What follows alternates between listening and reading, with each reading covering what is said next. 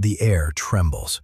A low metallic vibration rises beneath your feet, as if reality itself is powering up. The sky fractures into layers of centuries, folding like pages in a living book. You step forward, and the present dissolves. The concrete beneath you becomes soil. The hum of traffic fades into the crackle of firewood. Shadows dance against cave walls. Before constitutions, before crowns, before parliaments, there was only a circle of faces illuminated by flame. Politics did not begin in palaces. It began around a fire. In the tribal world, power was intimate. A tribe was small enough for everyone to know each other's name, strength, and weakness. Leadership was not abstract. It was embodied. The chief was often the strongest hunter, the wisest elder, or the one who could protect the group from threat. Authority was earned through proximity and survival. There were no written laws, only shared memory and shared fear. Politics at this stage was not ideology. It was coordination against uncertainty. Who decides where we move? Who protects us from predators? Who settles disputes before they fracture the group? The tribal system reflects a fundamental human truth. We crave belonging more than freedom. In a hostile world, unity was safety, loyalty was currency, exile was death. Political order was simply the architecture of trust within a small circle. But as agriculture rooted humans to land, something shifted. Settlements grew, surplus accumulated, property appeared. With property came inequality, and with inequality came the need to justify hierarchy. The fire circle expanded into cities, and above those cities rose crowns. Enter monarchy. The king is no longer merely first among equals. He is chosen by blood, sometimes by divine right.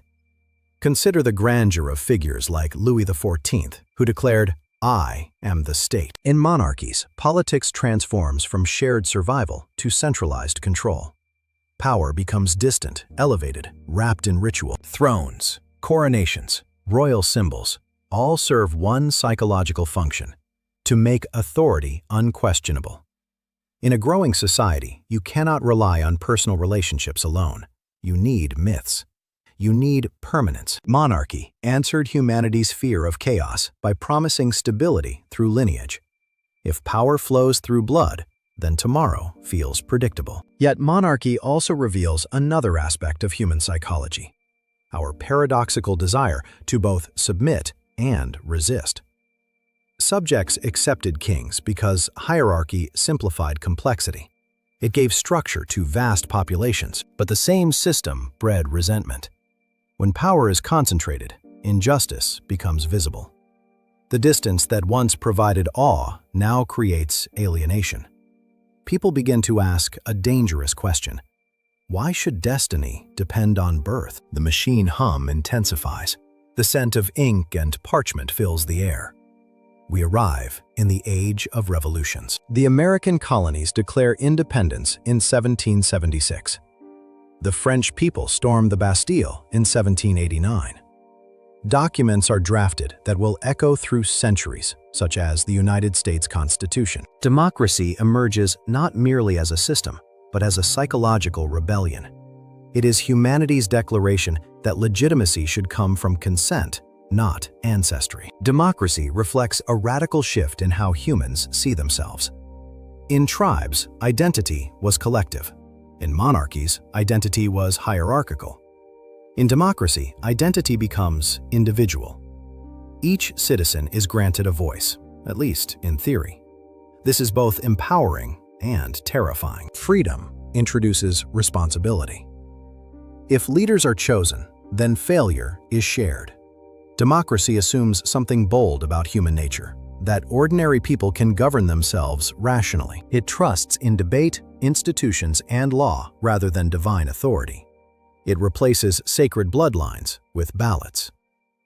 But democracy also exposes a new vulnerability: division. When power comes from the people, persuasion becomes the battlefield. Political conflict shifts from swords to speeches, from sieges to campaigns. The struggle is no longer about who is born to rule, but about whose narrative convinces the majority. Fear does not disappear. it changes form. Instead of fearing a tyrant, societies fear misinformation, polarization, and instability.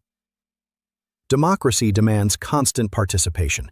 It is not a structure you build once. It is a tension you maintain. Democracy demands constant participation. It is not a structure you build once. It is a tension you maintain. Now the time machine carries us into the modern nation-state. Borders are mapped with precision. Flags represent millions who will never meet each other, yet call themselves one people. Bureaucracies manage education, healthcare, infrastructure, defense. Governments operate through complex institutions that stretch far beyond a single ruler or assembly. The modern state is both more powerful and more abstract than any system before it. It can mobilize entire economies, regulate behavior, influence global markets. It can shape identity through education and media. It can monitor, protect, and control. In this stage, politics becomes less visible, yet more pervasive. Laws are codified in thousands of pages. Policies influence daily life in ways subtle and profound. National identity replaces tribal kinship.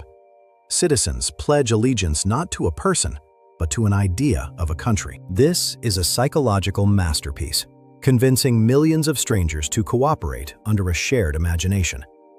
But it also creates a new tension. The larger the system, the smaller the individual feels. Modern politics wrestles with scale. How do you preserve human dignity in a structure designed for millions? How do you maintain accountability in systems so complex that no single person fully understands them? Across these eras, tribe, monarchy, democracy, modern state, politics evolves in response to one constant human dilemma. How do we live together without destroying each other?